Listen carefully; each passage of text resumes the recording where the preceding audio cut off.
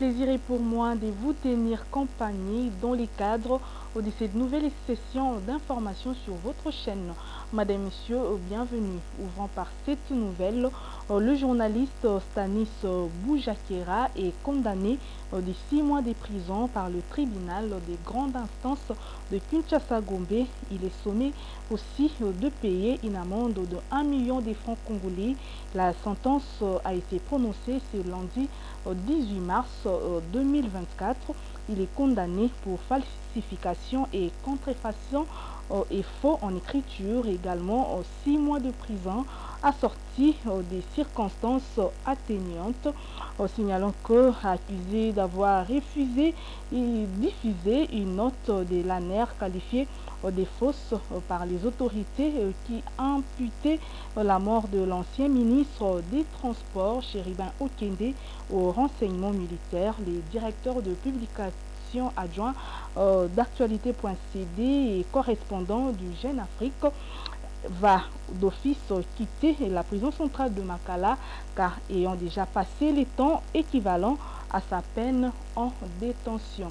Et puis, bien avant cette sentence du tribunal des grandes instances de Kinshasa-Gombe, les organisations professionnelles des médias, notamment GED, UNPC, ANAEC et ICOFEM et autres, ont appelé les médias à la solidarité et à la mobilisation à quelques heures du verdict. C'était au cours d'un point de presse animé ce lundi 18 mars 2024 à Kinshasa. Suivez Tivis Tivouadi, secrétaire national de la structure journaliste en danger. Comme j'ai dit, nous avons commencé à suivre ce dossier depuis le début.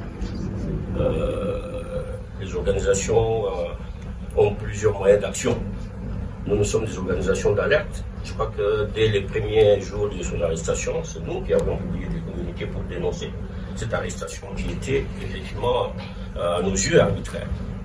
Depuis lors, c'est des organisations aussi qui ont mis à disposition de Stani les avocats qui le suivent aussi son dossier pour le défendre. En tant qu'organisation de défense des droits des journalistes, nous devons aussi rester républicains. Ça veut dire que la justice existe.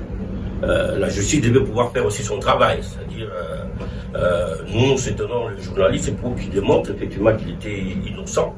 Le ministère public n'a pas pu démontrer pendant toute l'instruction qu'il avait des preuves pour accuser Stani de toutes les charges qui ont été mises sur lui. Aujourd'hui, nous pensons que nous arrivons à une phase finale. Toutes les demandes de liberté provisoire qui ont été introduites par les avocats ont été registrées systématiquement. La phase finale, ça veut dire, aujourd'hui, c'est le verdict que nous attendons tous.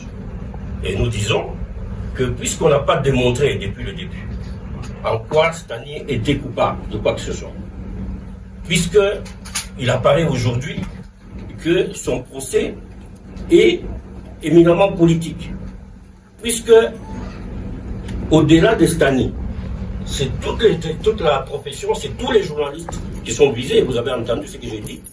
Le ministère a dit que la condamnation de Stani devait servir de leçon ou d'exemple à tous les autres. C'est une grave menace contre la liberté de la presse, pour laquelle nous devons effectivement nous mobiliser. Pas seulement aujourd'hui, même pour la suite.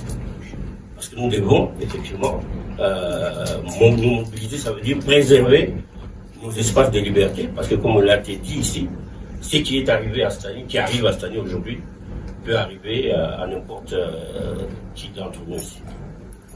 Merci.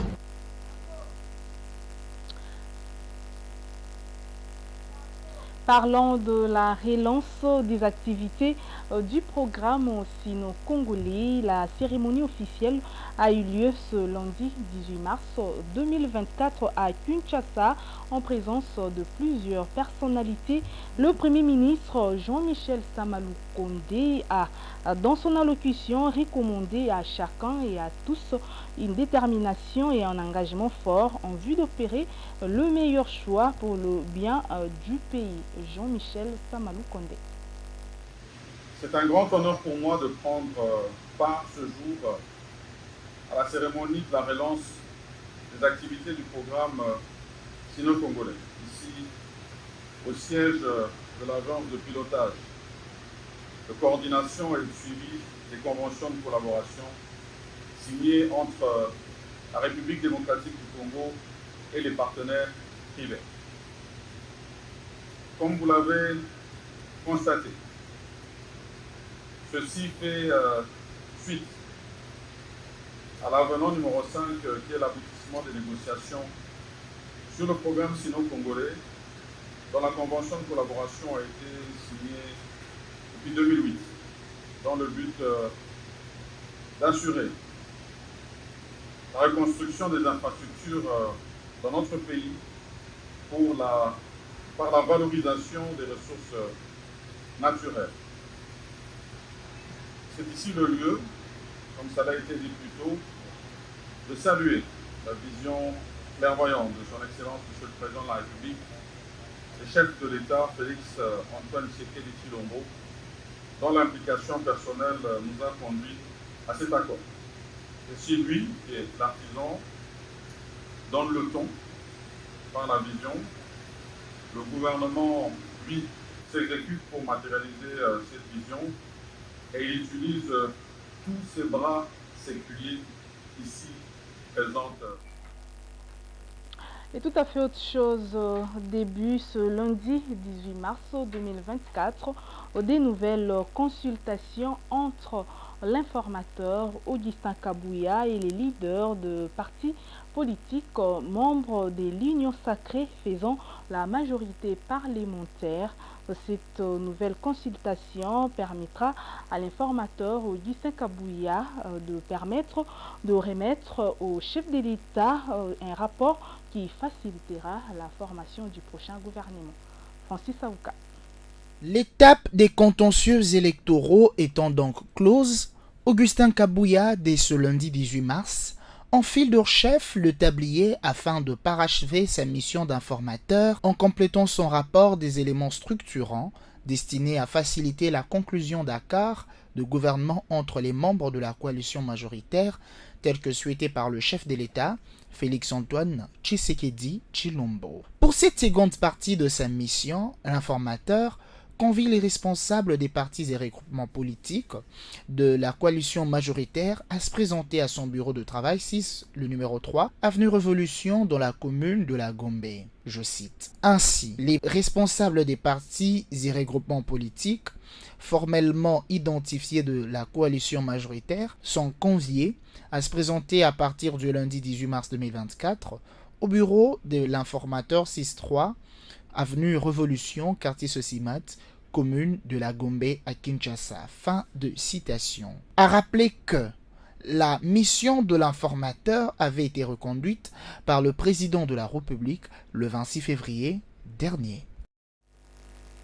Les réactions fusent de partout après la levée du moratoire sur la peine de mort en République démocratique du Congo. D'après le cardinal Fridolin Ambongo, cette décision est un pas en arrière. Ces derniers dit craindre un règlement des comptes des politiciens. Regardez. Je ne trouve pas qu'un gouvernement vraiment responsable puisse lever une telle option pour punir des gens qu'on appellerait des traîtres. Premièrement, la notion de traître. Nous devons d'abord nous mettre d'accord sur ce que cela signifie. Et quand je prends la réalité de chez nous au Congo, mais les grands traîtres à la patrie, ce sont justement ceux qui sont au pouvoir.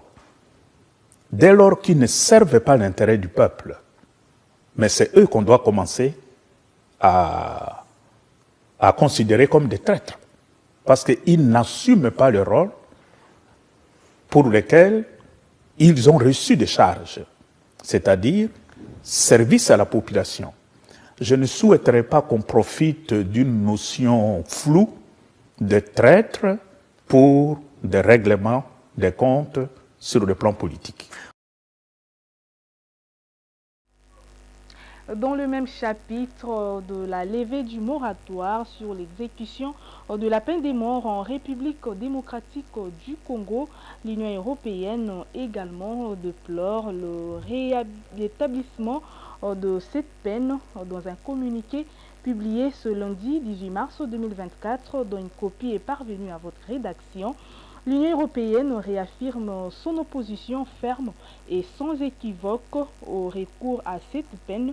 Selon le même communiqué, la peine capitale viole les droits inaliénables à la vie et incompatible avec la dignité humaine. Elle n'a pas de fait dissuasif efficace contre la criminalité et rend irréversible toute erreur judiciaire. L'UE continuera à cet effet à œuvrer en faveur de l'abolition de la peine de mort dans quelques pays qui l'appliquent conformément à la tendance mondiale croissante à l'abandon de ces types de peines. Peut-on lire dans ces communiqués. Autre chose à présent, accusé à tort dans les dossiers relatifs à l'exploitation illégale d'or, le gouverneur militaire de la province de l'Ituri, Johnny Luboya Kashama, s'est dit prêt à quitter la tête de cette province.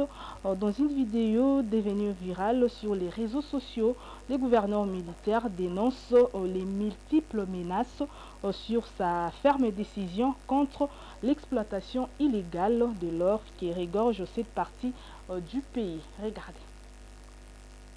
Et je vous ai dit, pour terminer, je vous ai dit, je suis prêt à partir, même si vous faites ce que vous voulez, je suis prêt à partir maintenant. Si on me dit de partir, je partirai, comme un bon militaire. Parce que dès qu'ils sont arrivés ici, ah, vous savez, c'est l'état de siège, hein, non, le gouverneur. Voilà, même le monsieur qu'on vient à peine de lire là et tout. Bon, évidemment, avec des contentieux. Non, voilà, moi, mais, mon Dieu. Moi, je vais collaborer avec, je ne sais pas, Codeco et Zahir. Je fais les mines avec Codeco et Zahir. Est-ce que vous vous rendez compte? Malheureusement, même certains abbés disent ça aussi. Même les religieux aussi disent ça. Ils vont à l'église là-bas, ils disent que le gouverneur fait les... Quand ils viennent ici me demander l'argent, je dis que je n'ai pas l'argent. Ils quittent, allez, voilà.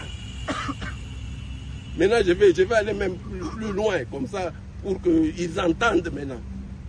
Ils viennent ici, ils me demandent de l'argent. Ah non, mon général, je n'ai pas d'argent. Ah, on peut faire l'or. Je dis, je ne fais pas l'or. Ils se connaissent maintenant, là. Maintenant que je suis en train de parler, je suis sûr. Ah, qu'on se mette ensemble. Non, je refuse. Même si vous êtes abbé, même si je ne le fais pas, allez vous informer, je ne le fais pas. Il quitte ici, il va dans son église, il commence à me traiter de... On me demande de l'argent parce qu'on est chef religieux. Ah, donnez-moi 300 000 $, donnez-moi ceci. Je dis non, je n'en ai pas. Il rentre là-bas, il commence à me traiter de tous les noms. Je ne suis ni un bandit, ni un voleur. Et ce n'est pas parce que vous êtes un chef religieux, ce n'est pas parce que vous êtes un abbé, ce n'est pas parce que vous êtes qui là que vous allez m'intimider. Je ne le ferai pas. Et si vous voulez me faire partir, vous pensez que vous avez ce pouvoir-là, faites-moi partir. Mais je ne serai pas jamais exploitant d'or et je ne serai jamais voleur. Quittons les gouvernorats de l'Ituri pour celui du Congo central. Sachez que le gouverneur du Congo central, Guy Bandou Ngungindi, a reçu en audience le chef coutumier du groupement Kimbenza, venu à sa résidence officielle pour échanger sur les développements, la cohésion provinciale et la paix dans cette partie du pays. Suivez. L'autorité des provinces, Dr Guy Bandundu Ngidi, a reçu en audience les membres de la synergie des gardiens du temple de chef coutumier du groupement Kimbenza, secteur Luango dans les territoires de Tchela, et ceux des groupements Kangu et Tchoudi dans les territoires des Lukula. Cette rencontre qui s'est tenue en la résidence officielle du gouverneur de province était axée sur la situation générale de la province, entre autres le développement, la cohésion provinciale et la paix. Concernant le choix du prochain gouverneur, les chefs coutumiers Kaniki Kinyanakle de Tchela et Mavunguluamba Innocent des Lukula ont martelé sur la compétence du prochain locataire du gouvernorat afin de préserver l'unité Congo. L'occasion pour eux de remercier le chef de l'exécutif provincial à poursuivre les efforts entrepris au cours de son premier mandat pour enfin ramener une paix durable et achever les chantiers. Parce que bafumu revana mingi fait fumu revana ramos excellence monsieur le gouverneur Guy Badou betme solo la très très bien. Betume tuba ina betu vandaka na funa kutuba na fumu. Fumu peme futu ila beto na ntima noso ya kusibuka. Pela beta nsosa bane Congo noso ya mvimba partout benikele. Betu na vanda kitwadi sam na professeur beto ya Congo Central ya kwa na ntwala. Sam na ko accompagner ba promesse betu na na fumu ici. Betu na vanda na ba ntwala ba dirigeant compétent. Kena éthique. Tuizidi mudiambudi kunkamba kuntebu samoni miandu divantu masinu sofelu bwakanata ditoma bona kafeti ba ekenge mwingi ndemba maidi muchetu ya yi province Congo Central ilanda kana bandemba bilanda mbama ya ukambu development kwesi kuvaya. S'en est suivi les tours de la délégation des chefs coutumiers de la ville de Matadi, conduite par Koulou Diayonawelo, chef coutumier du village Soyo. Ici, les autorités coutumières de la ville ont apporté leur soutien au numéro 1 du Congo central dans le cadre des prochaines élections de gouverneurs qui se pointent à l'horizon.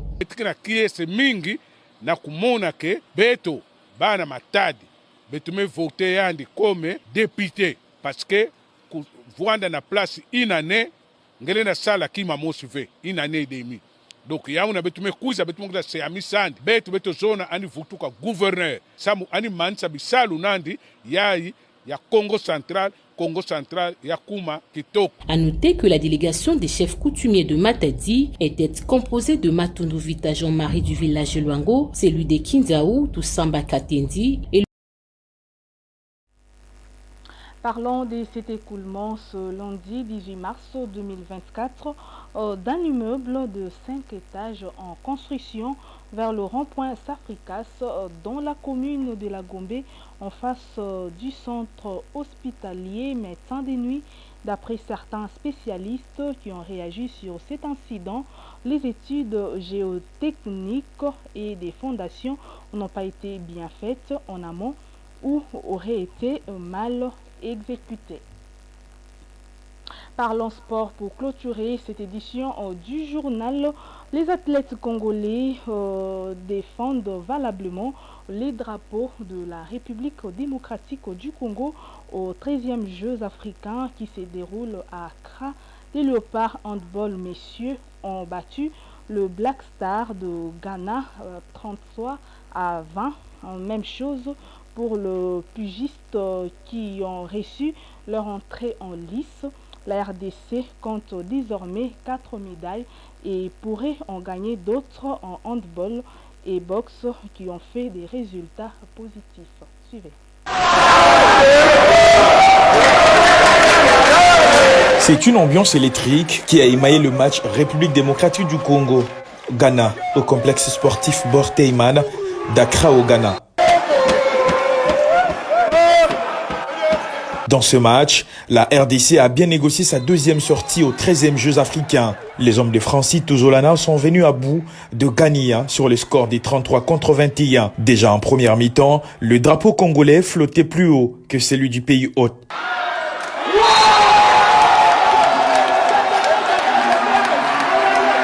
Une victoire très bien préparée selon les athlètes. On est venu ici avec des objectifs. Qui est d'aller dans le dernier carré et ramener une médaille. Donc on poursuit le chemin doucement, mais sûrement. Donc c'est très bien ce qu'on a fait aujourd'hui. On a été sérieux jusqu'au bout et la victoire ne peut être que belle comme ça. Classée 5e lors de la précédente édition, la République démocratique du Congo reste déterminée à atteindre les demi-finales de cette compétition, a dit le meilleur joueur du match, Pascal Mangoba. Oui, on pays organisateur, il faut défendre le drapeau partout. Football, il faut défendre, il faut défendre. La première demi-finale, après le Lukanga. Dans le demi-finale, après le Lukanga. Tout ça, on est en Mboka. Congo, il y a la discipline, il y a le football.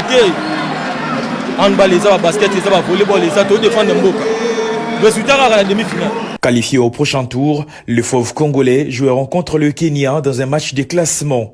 En boxe, soirée des victoires pour la RDC, 3 combats 3 victoires. Kolongo, Bakura chez les messieurs dans la catégorie des 51 kilos a battu au point en 8e de finale Louis Mario de la Guinée. Dans la catégorie des 67 kilos, Boniface Zingala a pris les déçus sur les Seychellois. Shaina par arrêt de l'arbitre au premier round. Les tout derniers de la soirée, côté congolais, c'est Mateta Balo, le champion du Congo, abattu par KO au premier round. L'équato-guinéen Juan Marcos est qualifié en quart de finale. Belle performance des pugilistes congolais dans ces Jeux africains à Accra 2024. Du côté des dames, Nkilani Karine et Marcela Sakobi feront leur première entrée ce week-end. C'est par cette note sportive que nous mettons fin à cette édition du journal. Merci à vous de l'avoir suivi et bonne suite des programmes sur nos antennes. En attendant, bon début de semaine à tous. Au revoir.